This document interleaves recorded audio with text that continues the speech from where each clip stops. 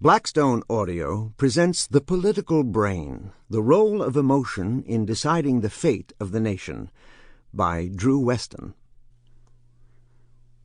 Introduction.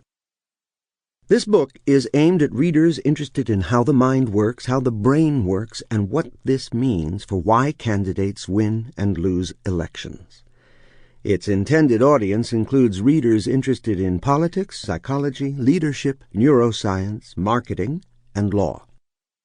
This book is likely to be of particular interest to the 50 million Democratic voters who can't figure out why their party has lost so many elections, despite polls showing that the average voter agrees with Democratic positions on most policy issues, from protection of the earth to fairness to middle-class taxpayers who want nothing more than a better life for their children.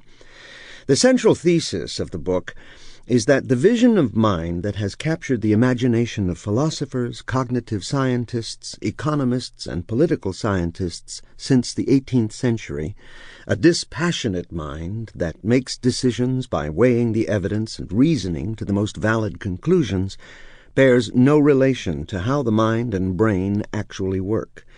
When campaign strategists start from this vision of mind, their candidates typically lose. If this book doesn't read like the typical book on politics or political strategy, it's because it asks a question seldom asked by political pundits or political scientists. How would candidates for public office run their campaigns if they started with an understanding of how the minds and brains of voters actually work? The questions we ask invariably reflect our own background. I am a scientist who studies emotion and personality, the lead investigator in a team of neuroscientists who have been studying how the brain processes political and legal information, and a periodic contributor to public discourse on psychology and politics in print, television, and radio. For the last 2 decades, I have been advancing a view of the mind that differs substantially from the more dispassionate visions of the mind held by most cognitive psychologists, political scientists, and economists, which suggests that although we may cut a few cognitive corners here and there, we are largely rational actors who make important decisions by weighing the evidence and calculating costs and benefits.